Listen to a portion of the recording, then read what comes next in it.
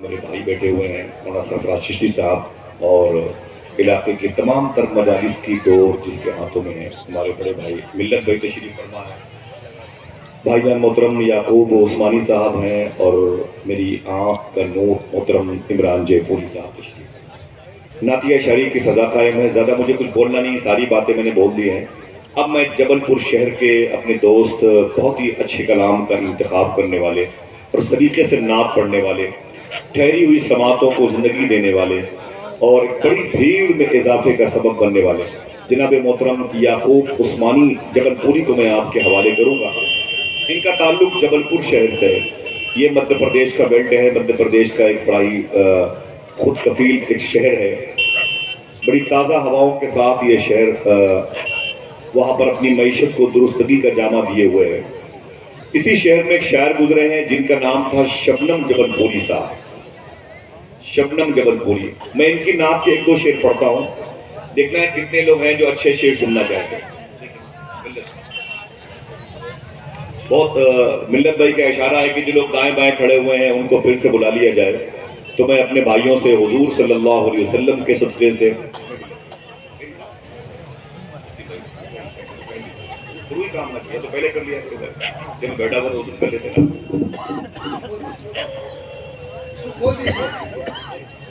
جتنے لوگ کھڑے ہیں بیٹا بیٹھ جاؤ، سب لوگ بیٹھ جاؤ۔ جو لوگ دائیں بائیں ٹہل رہے ہیں ان کی بھی ذمہ داری بنتی ہے کہ وہ بیٹھ جائیں۔ بھائی یہاں پر کھیل کود کے نہیں آئے ہوئے ہیں، کوئی خاص مقصد ہے، اللہ نے آپ کو توفیق عطا فرمائی ہے۔ آپ کو احساس ہونا چاہیے کہ یہ نیکیوں کی زمین ہے، یہاں پر گناہوں کو کم کیا جاتا ہے، حضور کی محبت کی چاشنی دل میں پیدا کی جاتی ہے۔ یہ نعت کی مجلس بھی، اس کا وقار اگر مجروح ہو گیا تو پھر کیا بچے گا۔ آپ کو پتا ہونا چاہیے کہ مدینہ شریف میں اللہ کے نبی صلی اللہ علیہ وسلم ایک گلی سے گزر رہے تھے، اچانک دروازے سے کچھ آواز آئی، حضور نے دروازے کو کھولا اور اندر داخل ہو گئے۔ جب اندر داخل ہوئے تو وہ گھر حضرت عامر انصاری کا تھا۔ حضور نے کیا دیکھا کہ جناب عامر بیٹھے ہوئے ہیں، ان کی بیوی بیٹھی ہوئی، ان کی بیٹیاں بیٹھی ہیں، ان کے بیٹے بیٹھے ہیں۔ تو حضور کے دکھ کو دیکھ کر کے سب محبتاً ادباً کھڑے ہو گئے۔ تو میرے آقا فرماتے ہیں عامر انصاری یہ کیا ہو رہا ہے؟ تو جناب عامر انصاری کہتے ہیں کہ حضور آپ جیسے غریبوں سے محبت کرتے ہیں وہ باتیں میں اپنے بچوں سے بتا رہا ہوں، آپ جیسے چلتے ہیں یہ باتیں میں اپنے بچوں سے بتا رہا ہوں، آپ کے اندر جو غربہ نوازی ہے اس کی شناخت کیا ہے یہ اپنے بچوں کو میں بتا رہا ہوں۔ سرکار آپ کا دسترخوان کتنا کشادہ ہے، آپ کی آنکھیں کتنی پیاری ہیں، آپ کی جبین نور کتنی چمکدار ہے، آپ کے لب و رخسار کتنے پیارے ہیں، اپنے بچوں سے بتا رہا ہوں۔ پھر جناب عامر انصاری کہتے ہیں آقا کل ملا کر کے میرے گھر کے آنگن میں آپ کے میلاد کی محفل سجی ہے، آپ کے میلاد کی انشاءاللہ سرکار بلائیں گے انشاءاللہ۔ کیا بات کہی ہے، دعا کرو اللہ میرے بڑے بھائی کو مدینہ شریف کی حاضری کی توفیق عطا فرمائے۔ ہاتھوں کو اڑا کے آمین۔ جتنے لوگ مدینہ شریف جانے کا ارادہ رکھتے ہیں ذرا زور سے بولیں، ہاتھوں کو اڑا کے چلیں گے مدینہ شریف انشاءاللہ۔ باتیں بہت ساری ہو سکتی ہیں، بہت دیر میں بتا دوں میں بھول جاتا ہوں، بھائی میرے کب گھر پہ سویا جاگا تھکم بیٹا انسان، تھوڑی سی آپ جیسے لوگوں کی بیداری سن کر کے تو دل کو راحت مل جاتی ہے، تھکاوٹ کے جراثیم کو شکست مل جاتی ہے۔ بس ایک دو شعر مجھے پڑھنا ہے۔ میرے آقا نے فرمایا جناب عامر یہ کیا ہو رہا ہے؟ تو عامر انصاری کہتے ہیں میں اپنی بیوی اپنی بیٹیوں سے بتا رہا ہوں کہ آپ کیسے مسکراتے ہیں، آپ کیسے چلتے ہیں، آپ کیسے پیار کرتے ہیں غریبوں سے، یہ آپ کے میلاد کی محفل سجی ہے۔ اتنا سنا تو میرے آقا نے ایک جملہ ادا کیا، دیکھنا کتنے لوگ سبحان اللہ کہتے ہیں۔ میرے آقا فرماتے ہیں عامر انصاری تم تو بخشے ہی گئے، یہ کام صبح قیامت تک جو جو کرے گا بخشا جائے گا۔ یہ کوئی بچوں کا کھیل نہیں ہے، حضور کی مجلس ہے ماشاءاللہ۔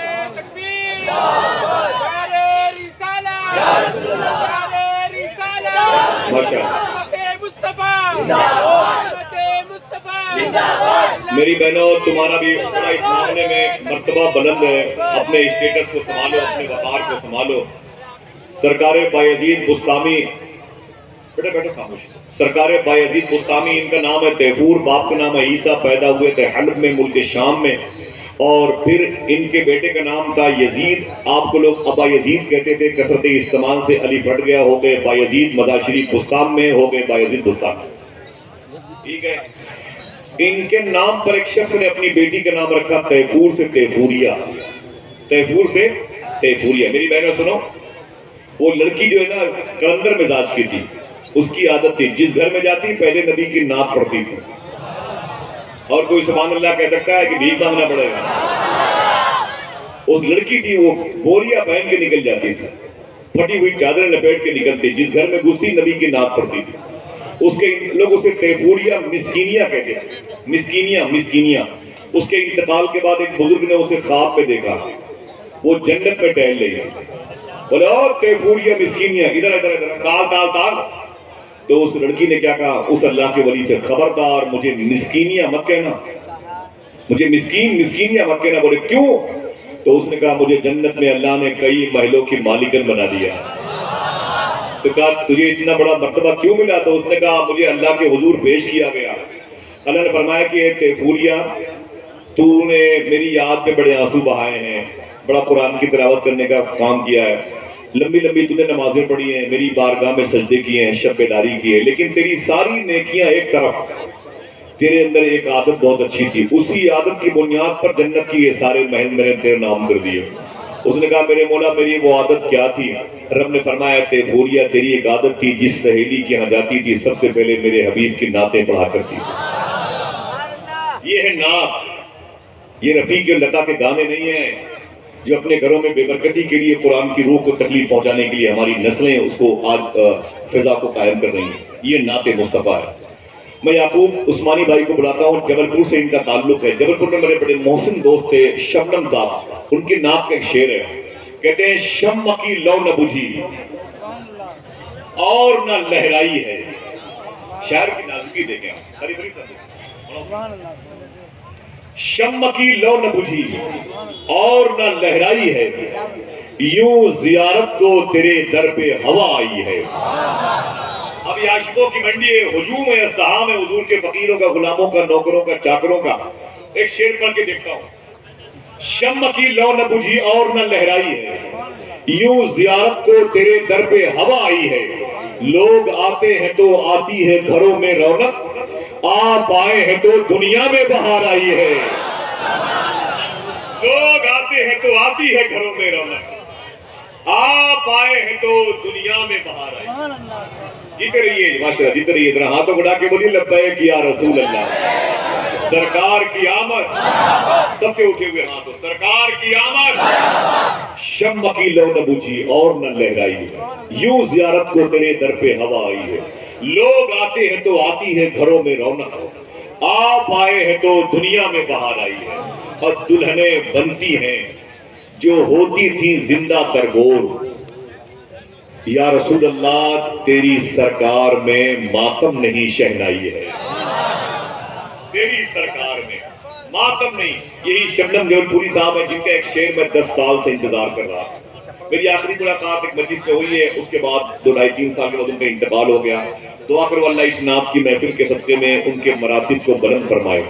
محترم حافظ و قاری ارشاد احمد صاحب نقشبندی کی کاوش، ان کے جملہ اساتذہ کی کاوش کو اللہ قبول فرما لے. بس ان کا ایک شعر آخری شعر ہے، کوئی پھر سے کہہ دے ہاتھوں کو ڈاکے، سرکار کی آمد، سرکار کی آمد.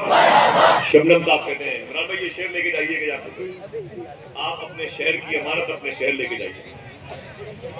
محترم شبنم صاحب کہتے ہیں کہ کہتا ہے دل سلام نہ پھیروں تمام عمر، کہتا ہے دل سلام نہ پھیروں تمام عمر، سجدے میں میں ہوں اور نظر آ رہے ہیں آپ. ایک شعر اور سنیے، اس کے بعد وہ شعر آئے گا. کہتا ہے دل سلام نہ پھیروں تمام عمر، سجدے میں میں ہوں اور نظر آ رہے ہیں آپ. اپنی نجات کے لیے اللہ سے دعا فرمانا چاہیے مجھے فرما رہے ہیں آپ. اپنی نجات کے لیے اللہ سے دعا فرمانا چاہیے مجھے فرما رہے ہیں آپ. دوستو حضور کے دل میں تمہاری کتنی محبت تھی، آخری شعر سے اندازہ کرو. یہ شعر میں 10 سال سے ڈھونڈ رہا تھا. بدرہ کوئی پھر حضور کی محبت میں کہہ دے سبحان اللہ. محبت سے بولے ہاتھوں کو اٹھا کے. اپنے ماں باپ کی مغفرت کے لیے کہہ دے یا رسول اللہ، لبیک یا رسول اللہ.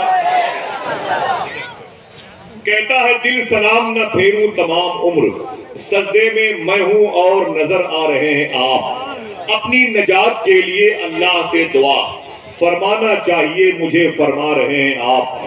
ہاں کتنا دل تھا نرم حلیمہ کے لال کا, امت کھڑی ہے دھوپ میں مرجھا رہے ہیں آپ.